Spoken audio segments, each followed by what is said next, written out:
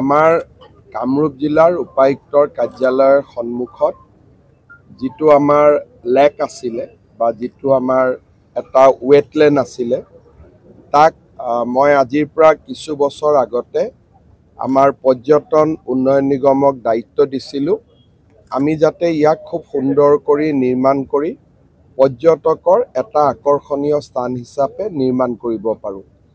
আজি আমি দেখা পাইছোঁ যে এই গোটেই অঞ্চলটো বা গোটেই লেকটো ATDC আসাম টুৰিজিম ডেভেলপমেণ্ট কৰ্পৰেশ্যনে সুন্দৰ কৰি নিৰ্মাণ কৰি উলিয়াইছে। ইয়াত পৰ্যটকসকলে বহুখিনি সৌন্দৰ্য উপভোগ কৰিব পাৰে। নাও আদিৰে বা বিভিন্ন একুৱা চাইকেল আদি বিভিন্ন আধুনিক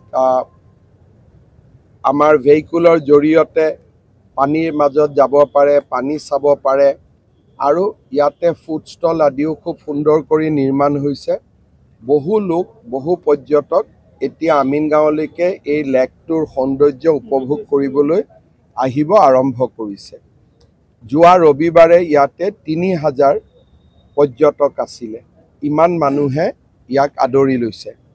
আজি আমি পৰীক্ষামূলকভাৱে ২ মাহ চলোৱাৰ পিছত আজি আমি আটাই মিলি আমাৰ ৰঞ্জিত দাস ডাঙৰীয়া আছে, পৰ্যটন মন্ত্ৰী চন্দ্ৰমোহন পাটোৱাৰী ডাঙৰীয়া, ভৱেশ কলিতা ডাঙৰীয়া, দিগন্ত কলিতা ডাঙৰীয়া, আমাৰ পৰ্যটন নিগমৰ অধ্যক্ষ উপাধ্যক্ষ সকলোৱে লগ লাগি আজি আমি এই লেকটো আনুষ্ঠানিকভাৱে উদ্বোধন কৰিলোঁ।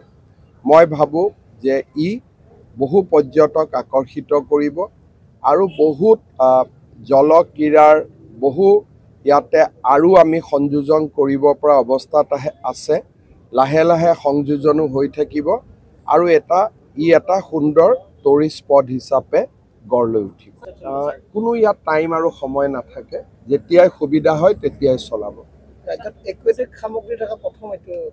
এইটো এনেই দীঘলী পুখুৰী আদিত যদিও একুৱেটিক সামগ্ৰী আছে, ইমান অত্যাধুনিক নহয়।